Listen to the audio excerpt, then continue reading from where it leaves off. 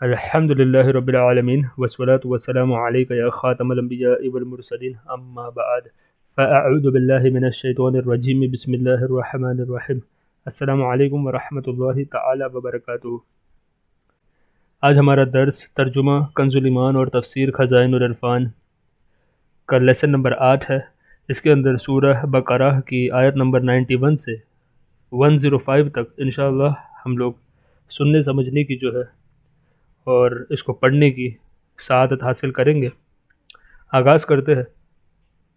اور بے شک تمہارے پاس موسیٰ کھلی نشانیاں لے کر تشریف لایا، پھر یعنی حضرت موسیٰ علیہ السلام کے طور پر تشریف لے جانے کے بعد پھر تم نے اس کے بعد بچھڑے کو معبود بنا لیا۔ بچھڑا یعنی گائے کے بچے کو، یعنی حضرت موسیٰ علیہ السلام کے طور پر تشریف لے جانے کے بعد۔ نوٹ: یہاں حاشیہ ترجمے کے الفاظ اس کے بعد تھا، تسلسل کے پیش نظر تھوڑا آگے کیا گیا ہے۔ اور تم ظالم تھے، اس میں بھی ان کی تکذیب ہے۔ تکذیب یعنی ان کا جھوٹ ظاہر ہو رہا ہے۔ اس میں بھی ان کی تکذیب ہے کہ شریعت موسوی یعنی موسیٰ علیہ السلام کی شریعت موسوی کے ماننے کا دعویٰ جھوٹا ہے۔ یہ کہتے تھے نا کہ ہم شریعت موسیٰ کو مانتے ہیں، تو وہ دعویٰ جھوٹا ہے۔ اگر تم مانتے تو حضرت موسیٰ علیہ السلام کے عصا یعنی چھڑی کو کہتے، لاٹھی کو کہتے عصا، اور ید بیضا یعنی جو نورانی ہاتھ، موسیٰ علیہ السلام کا معجزہ تھا کہ وہ اپنے ہاتھ کو جب اپنے بغل کے نیچے ڈال کر کے پھر اسے باہر نکالتے تو وہ نورانی ہاتھ ہو جاتا، اس سے نور کی شعاعیں نکلتی۔ تو یہ ید بیضا وغیرہ کھلی نشانیاں کے دیکھنے کے بعد گوسالہ پرستی نہ کرتے۔ تو ید بیضا، ید یعنی کہتے ہاتھ کو، بیضا یعنی لائٹ کو کہتے، نور کو کہتے۔ تو یہ ہو گیا۔ اور دوسرا گوسالہ، گوسالہ کہتے بیبی کاؤ کو، کاؤ کے بچڑے کو، گائے کے بچڑے کو گوسالہ کہا جاتا ہے۔ گوسالہ پرستی نہ کرتے۔ ترجمہ: اور یاد کرو جب ہم نے تم سے پیمان لیا توریت کے احکام پر عمل کرنے کا، اور کوہ طور کو تمہارے سروں پر بلند کیا، لو جو ہم تمہیں دیتے ہیں زور سے اور سنو۔ بولے ہم نے سنا اور نہ مانا، اور ان کے دلوں میں بچھڑا رچ رہا تھا کہ کفر کے سبب تم فرما دو کیا برا حکم دیتا ہے تم کو تمہارا ایمان، اگر ایمان رکھتے ہو۔ تفسیر: اس میں بھی ان کے دعوے ایمان کی تکذیب ہے، یعنی ان کا جھوٹا ایمان کا دعویٰ یہاں پر ثابت ہو رہا ہے۔ ترجمہ: تم فرماؤ اگر پچھلا گھر یعنی جنت وغیرہ، اگر پچھلا گھر اللہ تبارک و تعالیٰ کے نزدیک خالص تمہارے لیے ہو نہ اوروں کے لیے، تو بھلا موت کی آرزو تو کرو اگر سچے ہو۔ تفسیر: یہود کے باطل دعوے میں سے ایک یہ دعویٰ تھا کہ جنت خاص انہی کے لیے ہے۔ اس کا رد فرمایا جاتا ہے کہ اگر تمہارے زعم میں یعنی کہ خیال میں، تمہارے زعم میں جنت تمہارے لیے خاص ہے اور آخرت کی طرف سے تمہیں اطمینان ہے، اعمال کی حاجت نہیں، تو جنتی نعمتوں کے مقابلے میں دنیاوی مصائب کیوں برداشت کرتے ہو؟ موت کی تمنا کرو کہ تمہارے دعوے کی بنا پر تمہارے لیے باعث راحت ہے۔ اگر تم نے موت کی تمنا کی تو یہ تمہارے کذب کی دلیل ہوگی، موت کی تمنا نہ کی تو یہ تمہارے کذب کی دلیل ہوگی۔ کیونکہ اب یہود فرما رہے ہیں نا کہ جنت انہی کے لیے، تو سب سے بہتر تو یہی ہوگا کہ مر جائے اور مر کر کے فوراً جنت میں چلے جائے، تو ساری تکلیف دنیا کی جو ہے نکل جائے گی۔ تو یہی یہاں پہ بتا رہے کہ اگر تم نے موت کی تمنا نہ کی تو یہ تمہارے کذب کی یعنی تمہارے جھوٹ کی دلیل ہوگی۔ حدیث شریف میں ہے کہ اگر وہ موت کی تمنا کرتے تو سب ہلاک ہو جاتے اور روئے زمین پر کوئی یہودی باقی نہ رہتا۔ سبحان اللہ۔ ترجمہ: اور ہرگز کبھی اس کی آرزو نہ کریں گے۔ تفسیر: یہ غیب کی خبر اور معجزہ ہے کہ یہود باوجود نہایت ضد اور شدت مخالفت کے بھی تمنا موت کا لفظ زبان پر نہ لا سکے۔ یہ ان کی جھوٹ کی بھی جو ہے دلیل ہے، اور یہ ایک بہت بڑا معجزہ اور غیب کی خبر بھی ہے۔ سبحان اللہ۔ ترجمہ: ان بدعمالیوں کے سبب جو آگے کر چکے۔ تفسیر: جیسے نبی آخر الزمان صلی اللہ علیہ وسلم اور قرآن مجید کے ساتھ کفر اور توریت کی تحریف وغیرہ کی، تحریف یعنی اس میں تبدیلی کی، چینجز کیے۔ مسئلہ موت کی محبت اور لقائے پروردگار، لقائے پروردگار، لقا کہتے ہیں ملاقات، تو لقائے پروردگار یعنی ملاقات پروردگار سے، لقائے پروردگار کا شوق اللہ تبارک و تعالیٰ کے مقبول بندوں کا طریقہ ہے۔ حضرت عمر رضی اللہ تعالی عنہ ہر نماز کے بعد دعا فرماتے: اللہم ارزقنی شہادۃ فی سبیلک و وفاۃ ببلد رسولک، یعنی یا رب مجھے اپنی راہ میں شہادت اور اپنے رسول صلی اللہ علیہ وآلہ وسلم کے شہر میں وفات نصیب فرما۔ سبحان اللہ سبحان اللہ، اسے اپنی دعا کے لسٹ میں شامل فرما لے انشاءاللہ۔ بالعموم تمام صحابہ کبار اور بالخصوص شہدائے بدر اور احد اور اصحاب بیت الرضوان موت فی سبیل اللہ یعنی اللہ کی راہ میں مرنا، شہادت، موت فی سبیل اللہ کی محبت رکھتے تھے۔ حضرت سعد ابن ابی وقاص رضی اللہ تعالی عنہ نے لشکر کفار کے سردار رستم بن فرخزاد کے پاس جو خط بھیجا اس میں تحریر فرمایا تھا، ان معی قوم یحبون الموت کما یحب الاعجم الخمر، یعنی میرے ساتھ ایسی قوم ہے جو موت کو اتنا محبوب رکھتی ہے جتنا عجمی شراب کو، عجم کہتے ہیں نان عربس کو، جو عرب کے نہیں ہوتے نا، عرب کے باہر والے، ان کو کہتے ہیں عجمی لوگ، عجم، عرب اور عجم آپ نے سنا ہوگا، عرب یعنی عرب والے، عجم یعنی عرب کے باہر والے۔ جتنے نان عرب جو ہے، ویسٹرنائٹس جو ہے، شراب کو محبوب رکھتے ہیں۔ یہ ایک لطیفہ ہے، ٹھیک ہے، اس میں لطیفہ اشارہ تھا کہ شراب کی ناقص مستی کو محبت دنیا کے دیوانے پسند کرتے ہیں، اور اہل اللہ یعنی اللہ والے، اہل اللہ موت کو محبوب حقیقی کے وصال کا ذریعہ سمجھ کر محبوب جانتے ہیں۔ سبحان اللہ۔ فی الجملہ اہل ایمان آخرت کی رغبت یعنی آخرت کی محبت رکھتے ہیں، اور اگر طول حیات یعنی لمبی زندگی، لمبی حیات کی تمنا بھی کرے تو وہ اس لیے ہوتی ہے کہ نیکیاں کرنے کے لیے کچھ اور عرصہ مل جائے جس سے آخرت کے لیے ذخیرہ سعادت زیادہ کر سکے۔ اگر گزشتہ ایام میں گناہ ہوئے ہو تو ان سے توبہ اور استغفار کر لے۔ سبحان اللہ۔ تو یہاں پر ایک چیز یہ بھی سماعت کر لے کہ دعا جب کی جائے نا تو ایسے دعا کرے کہ اللہ تعالی ہمیں دراز عمر بالخیر یعنی خیر کے ساتھ لمبی عمر عطا کرے، ورنہ صرف لمبی عمر کی دعا کرنا، دراز عمر کی دعا کرنا، یعنی کسی کو لمبی عمر رہتی ہے لیکن بڑھاپے میں محتاجی آ جاتی ہے، بڑھاپے میں ہاتھ پیر سلامت نہیں ہوتے یا کوئی اور تکلیف، تو سلامتی کے ساتھ کوئی بھی نعمت آپ اگر اللہ تعالیٰ سے مانگے نا تو ہمیشہ ایسے مانگے کہ یہ نعمت مجھے عطا کر سلامتی کے ساتھ یا خیر کے ساتھ، تاکہ یہ دین اور دنیا دونوں کے لیے خیر اور عافیت کے ساتھ ہو۔ تو اس طریقے سے دعا فرمائے۔ مسئلہ صحاح کی حدیث میں ہے، کوئی دنیاوی مصیبت سے پریشان ہو کر موت کی تمنا نہ کرے، اور در حقیقت حوادث دنیا سے تنگ آ کر موت کی دعا کرنا صبر اور رضا اور تسلیم اور توکل کے خلاف اور ناجائز ہے، یعنی پریشان ہو کر کے موت کی دعا نہ کرے۔ صحاح جو ہے نا، صحاح ستہ کتاب کو کہتے ہیں، یہ 6 کتابیں ہیں حدیثوں کی، بخاری، مسلم، ترمذی، سنن ابن ماجہ، سنن ابن داود، سنن النسائی، تو یہ 6 کتابوں کو صحاح کہتے ہیں، صحاح ستہ۔ اور صحیحین اگر کہیں پہ آ جائے نا، صحیحین، تو وہ 2 کتابیں ہوتی ہیں ان میں سے جس کو بخاری اور مسلم شریف لیا جاتا ہے۔ ترجمہ: اور اللہ تبارک و تعالیٰ خوب جانتا ہے ظالموں کو، اور بے شک تم ضرور انہیں پاؤ گے کہ سب لوگوں سے زیادہ جینے کی ہوس رکھتے ہیں، اور مشرکوں سے ایک کو تمنا ہے کہ کہیں 1000 برس جیے۔ تفسیر: مشرکین کا ایک گروہ مجوسی ہے، مجوسی یعنی آگ کی پوجا کرنے والے، مجوسی ہے، آپس میں تحیت و سلام کے موقع پر، یعنی جب ملتے ہیں نا وہ لوگ تو سلام دعا کے موقع پر کہتے ہیں ذا 1000 سال یعنی 1000 برس جیو۔ مطلب یہ ہے کہ مجوسی مشرک 1000 برس جینے کی تمنا رکھتے ہیں۔ یہود ان سے بھی بڑھ گئے کہ انہیں حرص زندگانی سب سے زیادہ ہے۔ اللہ اکبر۔ ترجمہ: اور وہ اسے عذاب سے دور نہ کرے گا اتنی عمر دیا جانا، اور اللہ تبارک و تعالیٰ ان کے کوتک دیکھ رہا ہے، کوتک یعنی کام، ان کے کام دیکھ رہا ہے۔ تم فرما دو جو کوئی جبریل کا دشمن ہو۔ شان نزول: یہودیوں کے عالم عبداللہ بن سوریہ نے حضور سید عالم صلی اللہ تعالی علیہ وآلہ وسلم سے کہا، آپ علیہ الصلوۃ والسلام کے پاس آسمان سے کون فرشتہ آتا ہے؟ فرمایا جبریل۔ ابن سوریہ نے کہا وہ ہمارا دشمن ہے، عذاب شدت اور خسف اتارتا ہے، کئی مرتبہ ہم سے عداوت یعنی دشمنی عداوت کر چکا ہے۔ اگر آپ علیہ الصلوۃ والسلام کے پاس میکائیل آتے تو ہم آپ علیہ الصلوۃ والسلام پر ایمان لے آتے۔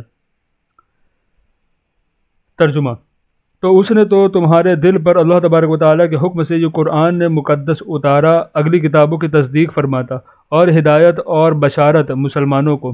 تفسیر تو یہود کی عداوت جبریل امین کے ساتھ بے معنی ہے، یعنی میننگ لیس ہے، بلکہ اگر انہیں انصاف ہوتا تو وہ جبریل امین سے محبت کرتے اور ان کے شکر گزار ہوتے کہ وہ ایسی کتاب لائے جس سے ان کی کتابوں کی تصدیق ہوتی ہے، یعنی قرآن شریف، توریت کی اور انجیل شریف تمام کتابوں کی تصدیق کرتا ہے نا، تو وہی فرما رہے۔ اور بشرا للمؤمنین فرمانے میں یہود کا رد ہے کہ اب تو جبریل امین ہدایت اور بشارت لا رہے ہیں، پھر بھی تم عداوت سے باز نہیں آتے۔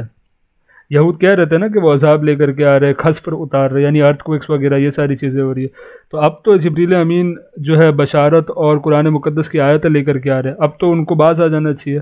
تو یہاں سے بھی پتہ چلا کہ یہ جھوٹے اور مکار لوگ ہوتے ہیں یہ لوگ۔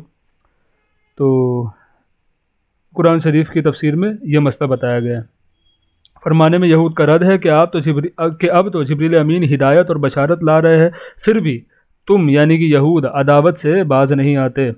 ترجمہ جو کوئی دشمن ہو اللہ تبارک و تعالی اور اس کے فرشتوں اور اس کے رسولوں اور جبریل اور میکائیل کا، تو اللہ تبارک و تعالی دشمن ہے کافروں کا، سبحان اللہ۔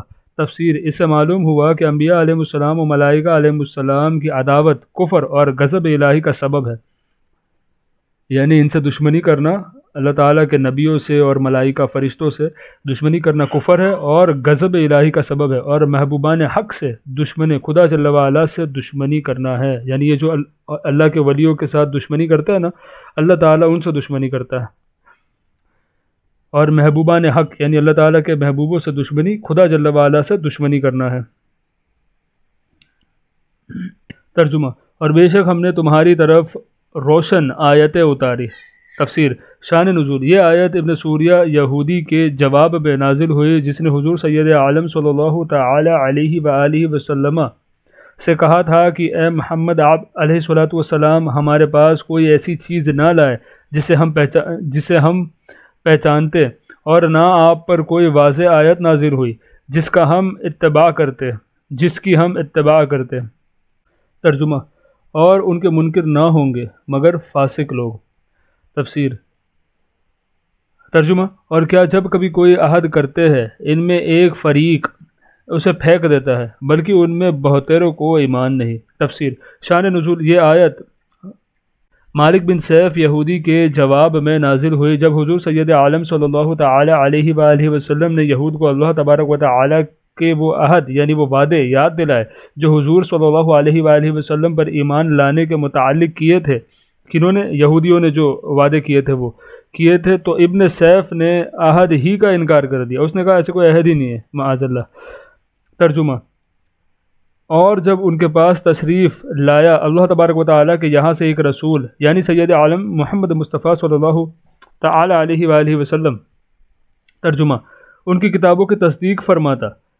تفسیر سید عالم صلی اللہ تعالی علیہ وآلہ وسلم توریت، زبور وغیرہ کی تصدیق فرماتے تھے، اور خود ان کی کتابوں میں بھی حضور علیہ الصلوۃ والسلام کی تشریف آوری کی بشارت یعنی خوشخبری اور آپ علیہ الصلوۃ والسلام کے اوصاف اور احوال کا بیان تھا، اس لیے حضور نبی اکرم صلی اللہ تعالی علیہ وآلہ وسلم کی تشریف آوری اور آپ علیہ الصلوۃ والسلام کا وجود مبارک ہی ان کتابوں کی تصدیق ہے، سبحان اللہ۔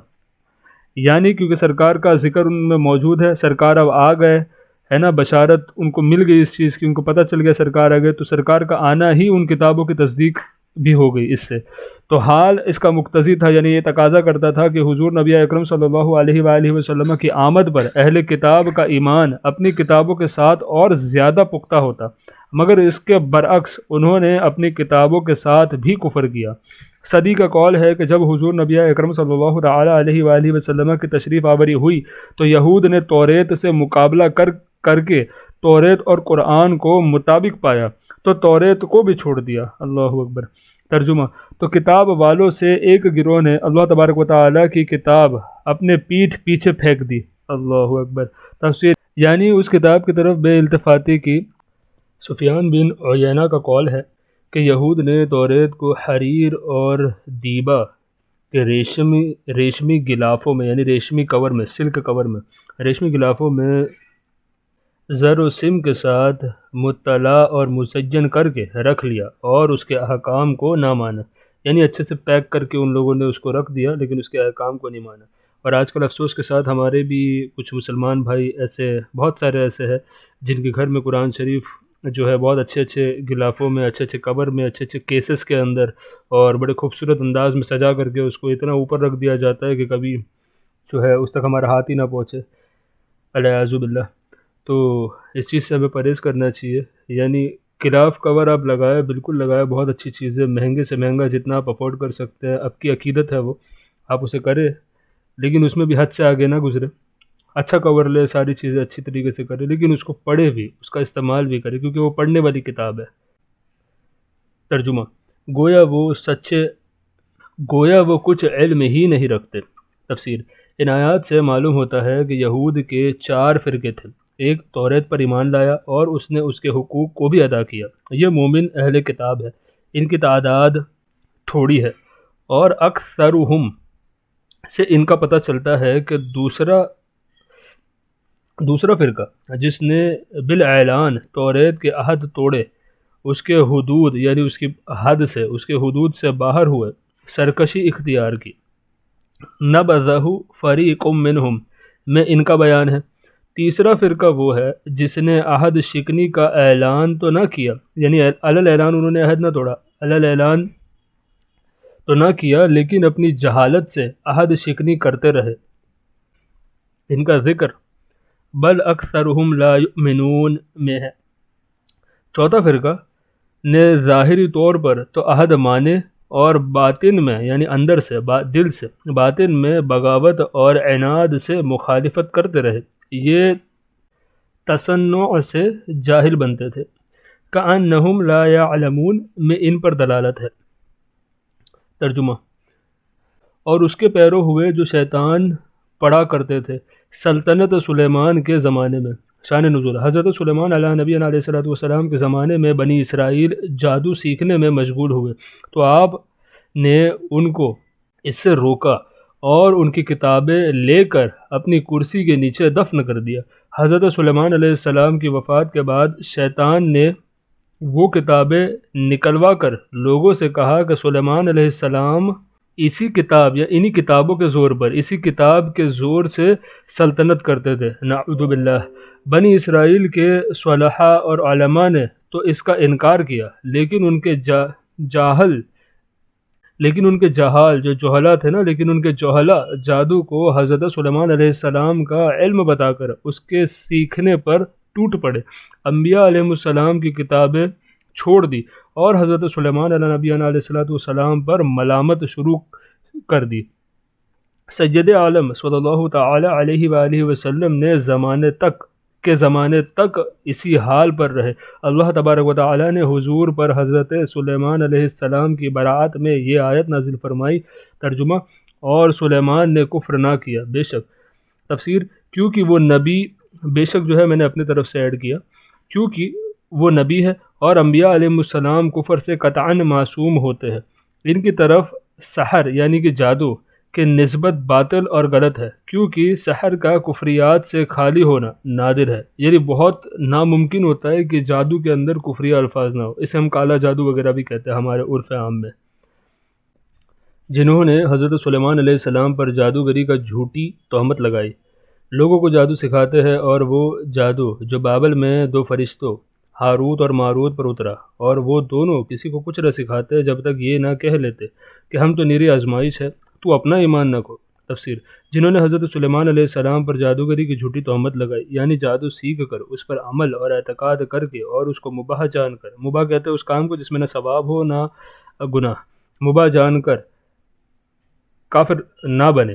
یہ جادو فرمانبردار اور نافرمان کے درمیان امتیاز اور آزمائش کے لیے نازل ہوا، جو اس کو سیکھ کر اس پر عمل کرے کافر ہو جائے گا، بشرط یہ کہ اس جادو میں منافی ایمان یعنی ایمان کے خلاف منافی ایمان کلمات اور افعال یعنی ایسے کوئی کلمے یا پھر ایسا کوئی کام ہو جو اس سے بچے، نہ سیکھے، یا سیکھے اور اس پر عمل نہ کرے، اور اس کے کفریات کا معتقد یعنی اس پر عقیدہ معتقد نہ ہو، وہ مومن رہے گا۔ یہی امام ابو منصور ماتوریدیہ کا قول ہے۔ مسئلہ: جو سحر کفر ہے اور اس کا عامل اگر مرد ہو قتل کر دیا جائے گا۔ مسئلہ: جو سحر کفر نہیں مگر اس سے جانیں ہلاک کی جاتی ہو، اس کا عامل قطع طریق یعنی ڈاکو کے حکم میں، قطع طریق کے حکم میں ہے، چاہے مرد ہو یا عورت۔ مسئلہ: جادوگر کی توبہ قبول ہے؟ بحوالہ مدارک۔ ترجمہ: تو ان سے سیکھتے وہ جس سے جدائی ڈالے مرد اور اس کی عورت میں، اور اس سے ضرر نہیں پہنچا سکتے کسی کو مگر خدا جل وعلا کے حکم سے۔ مسئلہ: اس سے معلوم ہوا کہ مؤثر حقیقی یعنی اصل اثر پیدا کرنے والا اللہ تبارک و تعالی ہے، اور تاثیر اسباب تحت مشیت ہے۔ یعنی کوئی بھی چیز ہم اختیار کرتے ہیں نا کسی کام کے لیے، فار ایگزامپل اگر کوئی بیمار ہوتا ہے دوا کھائے گا، دوا اس نے کھا دی، دوا یہ اسباب ہے کہ اس کو جو ہے فائدہ پہنچے۔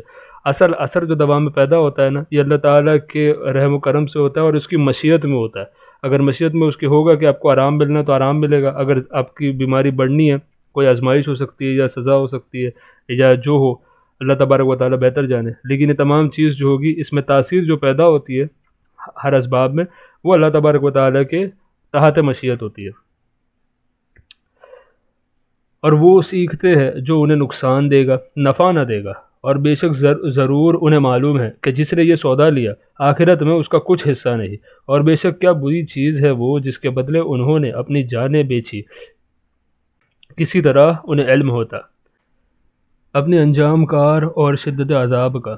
ترجمہ: اور اگر وہ ایمان لاتے یعنی حضرت سید کائنات صلی اللہ تعالی علیہ وآلہ وسلم اور قرآن پاک پر، ترجمہ، اور پرہیزگاری کرتے تو اللہ تبارک و تعالیٰ کے یہاں کا ثواب بہت اچھا ہے، کسی طرح انہیں علم ہوتا۔ اے ایمان والو! شان نزول: جب حضور اقدس صلی اللہ تعالی علیہ وآلہ وسلم صحابہ کو کچھ تعلیم اور تلقین فرماتے تو وہ کبھی کبھی درمیان میں عرض کیا کرتے، راعینا یا رسول اللہ صلی اللہ علیہ وسلم۔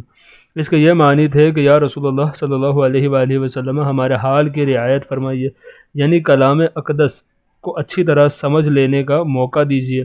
یہود کی لغت میں یعنی یہود کی لینگویج میں، ان کے درمیان میں لغت میں یہ کلمہ سوء ادب یعنی ادب کے خلاف سوء ادب کے معنی رکھتا تھا۔ انہوں نے اسی نیت سے کہنا شروع کر دیا۔ حضرت سعد بن معاذ یہود کی اصطلاح سے یعنی یہود کی اس بات سے، یہود کی اس لنگوسٹک میننگ سے، یہود کی اصطلاح سے واقف تھے۔ آپ نے ایک روز یہ کلمہ ان کی زبان سے سن کر فرمایا، اے دشمنان خدا، تم پر اللہ تبارک و تعالیٰ کی لعنت ہو، اگر میں نے اب کسی کی زبان سے یہ کلمہ سنا اس کی گردن مار دوں گا۔ یہود نے کہا، ہم پر تو آپ برہم ہوتے ہیں، مسلمان بھی تو یہی کہتے ہیں۔ اس پر آپ رنجیدہ ہو کر خدمت اقدس صلی اللہ علیہ وسلم میں حاضر ہوئے ہی تھے کہ یہ آیت نازل ہوئی جس میں رعینہ کہنے کی ممانعت یعنی ممانعت فرما دی گئی، اور اس معنی کا دوسرا لفظ انظرنا کہنے کا حکم ہوا۔ مسئلہ: اس سے معلوم ہوا کہ انبیاء علیہ السلام کی تعظیم اور توقیر اور ان کی جناب میں کلمات ادب عرض کرنا فرض ہے، اور جس کلمہ میں ترک ادب کا شیبہ بھی ہو یعنی ڈاؤٹ بھی ہو، شیبہ بھی ہو، وہ زبان پر لانا ممنوع یعنی منع ہے۔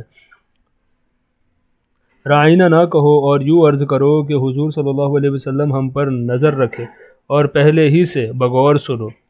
تفسیر: اور ہمتن گوش یعنی ایک دم توجہ کے ساتھ ہمتن گوش ہو جاؤ تاکہ یہ عرض کرنے کی ضرورت ہی نہ رہے کہ حضور صلی اللہ علیہ وسلم توجہ فرمائے، کیونکہ دربار نبوت کا یہی ادب ہے۔ مسئلہ: دربار انبیاء علیہ السلام میں آدمی کو ادب کے اعلیٰ مراتب کا لحاظ لازم ہے، یعنی ایک دم زیادہ ادب کرنا۔ ترجمہ: اور کافروں کے لیے دردناک عذاب ہے۔ مسئلہ: للکافرین میں اشارہ ہے کہ انبیاء علیہ السلام کی جناب میں بے ادبی کفر ہے۔ ترجمہ: وہ جو کافر ہے کتابی یا مشرک وہ نہیں چاہتے۔ شان نزول: یہود کی ایک جماعت مسلمانوں سے دوستی اور خیر خواہی کا اظہار کرتی تھی۔